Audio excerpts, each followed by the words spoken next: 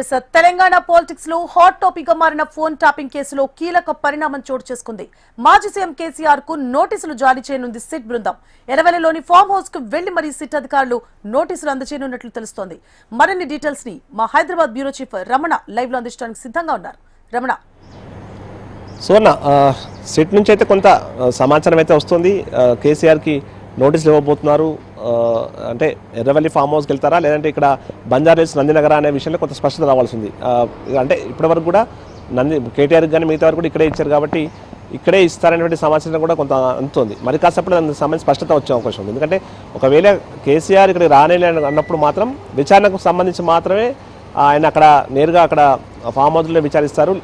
నోటీసులు మాత్రం ఇక్కడే ఇస్తారనే విషయం ఇప్పుడు మనకు తెలుస్తుంది. మరి కాసేపట్లో స్పష్టత వచ్చే అవకాశం అయితే ఉంది. ఏదేమైనా అంటే కేసుకు సంబంధించి ఇక నెక్స్ట్ విచారించేటువంటి వారిలో కేసీఆరే ఉన్నారు అన్నది ప్రస్తుతం సిట్ వర్గాల ద్వారా అంత సమాచారం. ఎందుకంటే మొత్తం కేసులో అందరూ కూడా విచారణ సందర్భంగా అందరూ కూడా అప్పటి ప్రభుత్వ పెద్దల ఆదేశాల మేరకే మొత్తం మేము నడుచుకున్నాం, ట్యాపింగ్లు చేశామంటూ కూడా చెప్పినట్టుగా తెలుస్తున్న క్రమంలోనే సిట్ దానిలో భాగంగా వాటికి సంబంధించి వివరాలు తీసుకునే ప్రయత్నం చేస్తున్న అవకాశం ఉంటుంది. ముఖ్యంగా పంజాగుట్టలో నమోదైన కేసుకు సంబంధించి 160 CRPS కింద నోటీసులు ఇచ్చి కేటీఆర్ని కానీ హరీష్ని కానీ సంతోష్ గారిని విచారించారు. సేమ్ కేసీఆర్ని కూడా అదే ప్రకారం విచారణ చేయబోతున్నారని మాత్రం తెలుస్తోంది. ఏదేమైనా అంటే అప్పుడు ప్రభుత్వ పెద్దలు మొత్తం నిబంధనలకు విరుద్ధంగా ఫోన్ ట్యాపింగ్ నడిపారు. ఫోన్ ట్యాపింగ్ అనేది సర్వసాధారణంగా జరిగేది. అది కేవలం దేశ భద్రత లేదంటే రాజకీయ సంక్షోభం తలెత్తే సందర్భంలో వాటికి సంబంధించి మాత్రం ఆ ప్రభుత్వాలకు ఫోన్ ట్యాప్ చేసే అధికారం ఉంటుంది. కానీ మీరు మరీ నిబంధనల విరుద్ధంగా ట్యాప్ చేస్తారన్నది ప్రస్తుత ప్రభుత్వం యొక్క వాదన. సిట్కి సంబంధించి కూడా అందుకే ఏర్పాటు చేసి అప్పుడు కేసు అయితే నమోదైందో దాన్ని బేస్గా చేసుకునే ఈ యొక్క సిట్ని ఏర్పాటు చేయడం కావచ్చు, విచారణ కొనసాగించడం చేశారు. అప్పటి నుంచి అంటే 2 సంవత్సరాలుగా ఈ విచారణ పర్వం కొనసాగుతూనే ఉంది. మరి ఇప్పుడు కొంత కీలక దశకు అంటే దాదాపు ఎండుకు చేరుకుంది. ఎందుకంటే కీలక నాయకులు ఆల్రెడీ కేటీఆర్ హరీష్ లాంటి వారిని కూడా విచారించారు కాబట్టి ఇక నెక్స్ట్ కేసీఆర్నే విచారిస్తారన్నది ప్రస్తుతం మనకు అందుతున్న సమాచారం.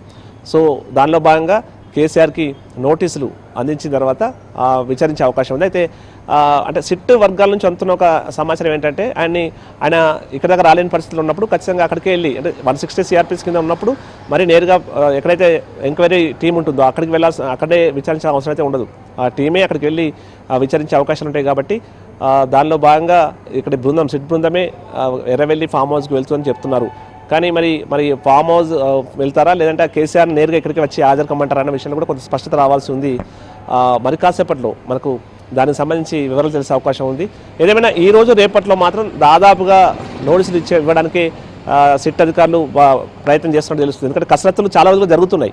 విచారణ పర్వం మనం చూస్తున్నప్పుడు కావచ్చు, వరుస విచారణలు చూసినప్పుడు కానీ మనకు దాదాపుగా స్పష్టత ఆ విషయంలో వస్తుంది. అంటే ఇక సిట్కు ఉన్న దారుల్లో ముఖ్యంగా విచారణ పరంగా చూసినప్పుడు మాత్రం ఇక లాస్ట్ విచారణ మెయిన్గా అప్పుడు ప్రభుత్వ పెద్దగా అప్పుడు బాస్గా ఉన్నటువంటి కేసీఆర్నే ఇక విచారించాల్సి ఉంది. కాబట్టి ఆయనను విచారించక తప్పదు. అప్పుడు విచారణ సందర్భంగా అందరూ అరెస్ట్ అయినటువంటి అధికారులే కావచ్చు, విచారణ చేసిన మిగతా వారు కావచ్చు, వీరు ఇచ్చిన సమాచారం అంటే వారు తమ విచారణలో చెప్పిన విషయం అయితే అప్పటి ప్రభుత్వ పెద్దల ఆదేశాల మేరకే అప్పుడున్న కీలక నాయకులు చెప్పిన ఆదేశాల మేరకే మేము చేశామని కూడా చెప్పారు. కాబట్టి ఖచ్చితంగా అప్పుడు కీలక బాధ్యతలు ఉన్న వారిని వరుసగా విచారిస్తూ వస్తున్నారు. దానిలో భాగంగానే కేసీఆర్ని కూడా విచారిస్తున్నది మాత్రం ప్రస్తుతం మనకు అంతున్న సమాచారం.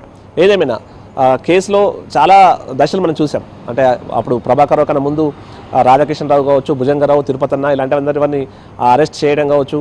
ఆ ఫోన్ ట్యాపింగ్ జరిగిన తర్వాత అంటే ఎప్పుడైతే ప్రభుత్వం మారిందో అప్పుడే వీళ్ళు ట్యాప్ జరిగిన సందర్భంలో అప్పుడు ఉన్నటువంటి ఆధారాలను ధ్వంసం చేసే ప్రయత్నం చేశారని చెప్పారు. ఫోన్ ఏవైతే పెన్ డ్రైవ్స్ కావచ్చు, మిగతా టెక్నికల్ సంబంధించిన ఎవిడెన్స్ అంతా కూడా మూసీలో పడేశారని కూడా చెప్పారు. అప్పుడు వెళ్ళి ఆ టీము మూసీకి వెళ్ళి మరి ఆ ఆధారాలను మళ్ళీ సేకరించి తీసుకురావడం అని జరిగింది మనం చూసాం.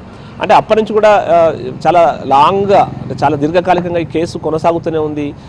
టెక్నికల్గా ఈ అన్ని ఆధారాలతో ముందుకెళ్తే తప్ప కేసులో బలంగా ముందుకెళ్ళేమని సిట్ భావిస్తున్న నేపథ్యంలోనే ఆ ఆధారాలు సేకరించే పనిలో పడింది. తర్వాత ప్రభాకర్ రావుకు సంబంధించి మాత్రం పూర్తి స్థాయిలో విచారణ సందర్భంగా సహకరించలేదన్నది సిట్కి సంబంధించిన విషయం. ఎందుకంటే కోర్టులో కూడా విచారణ సందర్భంగా ప్రభాకర్ రావు తమకు సహకరించట్లేదు, ఇంకా ప్రభాకర్ మరోసారి కస్టడీకి ఇవ్వాలంటూ కూడా 2 సార్లు సుప్రీంకోర్టుకు సిట్ వెళ్ళింది. కానీ ఆ సిట్ అప్పుడు సుప్రీంకోర్టు అయితే కొన్ని కీలక వ్యాఖ్యలు చేసింది. అంటే మీరు ఆయన టార్గెట్గా చేసుకుని విచారణ చేసినట్టుగా అనిపిస్తుంది తప్ప ఎక్కడ మాకు ఈ కేసులో మీరు పెద్దగా ముందుకు వెళ్ళిన పరిస్థితులు కనిపించట్లేనటువంటి కొన్ని కామెంట్స్ కూడా సుప్రీంకోర్టు చేసింది. సో అంటే ప్రభాకరరావు సంబంధించి ప్రభాకరరావు తన డివైస్లను పూర్తిగా ఇవ్వలేదు అనేది సిట్టు వాదన. అంటే ల్యాప్టాప్కి సంబంధించి అవన్నీ కూడా అక్కడే తను యూఎస్లోనే పెట్టాడు, తీసుకురాలేదు అన్నది మనకు సిట్టు వర్గాలతో ఉన్నంత సమాచారం. అంటే వాటికి సంబంధించి ఆయన ఫోను మిగతా వివరాలన్నీ కూడా టెక్నికల్గా కొంత ఆధారాలు సేకరించారనేది చెప్తున్నారు, కానీ అది ఎంతవరకు నిజమనేది తెలియాల్సి ఉంది. ఏదేమైనా కేసు అయితే కీలక దశలో ఉంది, తుది దశలో ఉంది. మరి వచ్చే రోజుల్లో ఖచ్చితంగా తీవ్ర పరిణామం అంటే కొన్ని ప్రధానంగా సిట్ అయితే దూకుడుగా ముందుకెళ్లే అవకాశాలు ఉంటాయనేటువంటి వార్తలు అయితే ప్రధానంగా వినిపిస్తున్నాయి. మరి ఒకవేళ అవే జరిగితే మాత్రం ఖచ్చితంగా కేసు మరింత సంచలనంగా మారే అవకాశం అయితే లేకపోలేదు. తెలంగాణ రాజకీయాల్లో ప్రకంపనలు అయితే ఖచ్చితంగా కేసు సృష్టిస్తుంది. డే 1 నుంచి, అంటే కాంగ్రెస్ ప్రభుత్వ అధికారంలో వచ్చిన డే 1 నుంచి కూడా ఫోన్ ట్యాపింగ్ వ్యవహారమే ఎక్కడ చూసినా మనకు హాట్ టాపిక్గా వినిపిస్తుంది. అప్పటి ప్రభుత్వంపై ప్రస్తుత ప్రభుత్వం తీవ్రమైన స్థాయిలో విమర్శలు చేస్తూ వచ్చడం మనం చూస్తూ వచ్చాం. చాలామంది జడ్జిలు, ప్రైవేట్ వ్యక్తులకు సంబంధించిన ఫోన్లు కూడా ట్యాప్ చేశారని కూడా వార్తలు వచ్చాయి. అయితే మొన్న కేటీఆర్ విచారణ సందర్భంగా ఆయన మాట్లాడిన మాటలు మనం చూసాం. కొంతమంది హీరోయిన్లతో తనకు సంబంధాలు అంటగట్టి వారి ఫోన్లు ట్యాప్ చేసినట్టుగా కొన్ని వివరాలు వచ్చేశారు. ఇవన్నీ కూడా సిట్ బయటకు అనవసరంగా లీక్ ఇచ్చినట్టుగా చెప్పడం, దాన్ని మీడియాలు ప్రధాన వార్తల్లో అంటే ప్రధాన హెడ్లైన్స్లో వేయడం అనేది కూడా చాలా తప్పు అంటూ కూడా ఆయన మాట్లాడడం. వెంటనే సజ్జనార్ ఒక ప్రెస్ నోట్ రూపంలో ఒక లేఖను విడుదల చేశారు. అందులో కూడా ఆయన మేము ప్రైవేట్ వ్యక్తులకు సంబంధించి ఎలాంటి అంటే ట్యాప్ అయినట్టుగా మేము ఎక్కడ చెప్పలేదు, దయచేసి మీడియా కూడా దీన్ని అర్థం చేసుకోవాలంటూ కూడా ఆయన ఇండైరెక్ట్గా చెప్పడం కూడా మనం చూసాం. అంటే ఇవన్నీ పరిణామాలు వరుసగా వేగంగా జరుగుతున్నాయి, మాటల యుద్ధం కొనసాగుతోంది. మరి వచ్చే రోజుల్లో ఏం జరగబోతుంది? ప్రభుత్వం చెప్పినట్టుగా మరి తీవ్రమైన చర్యలు ఉంటాయి. ఎందుకంటే ఆల్రెడీ కొంతమంది నాయకులు, పీసీ చీఫ్ లాంటి వారు మాట్లాడుతున్నప్పుడు చూసాం. ఖచ్చితంగా ఫోన్ ట్యాప్ కేసులో అరెస్టులు తప్పవంటూ కూడా వారు చెప్తున్నారు. మరి ఈ పరిస్థితుల్లో ఇప్పుడు దాదాపు తుద్దేశంలో ఉన్న ఈ కేసులో అరెస్టులు కూడా తప్పవా? అరెస్ట్ చేస్తే ఎవరిని చేస్తారు? ఎలాంటి ఆధారాలు సిట్ వద్ద ఉన్నాయి? కోర్టులో మరి అవన్నీ చెల్లబోతున్నాయా? ఇవన్నీ చూడాల్సి ఉంది. ఖచ్చితంగా ఆసక్తికరంగా మారింది, ఉత్కంఠగా అయితే కేసు అయితే మారింది. కేసీఆర్ను ఒకవేళ విచారిస్తే విచారణ తర్వాత జరిగే పరిణామాలు ఏ విధంగా ఉండబోతున్నాయి? ఇవన్నీ మాత్రం ప్రస్తుతం మనకు 2 తెలుగు రాష్ట్రాల్లో కూడా కొంత హాట్ టాపిక్గా మారిందని చెప్పక తప్పదు. Suvarna. Right, thank you for the updates Ramana.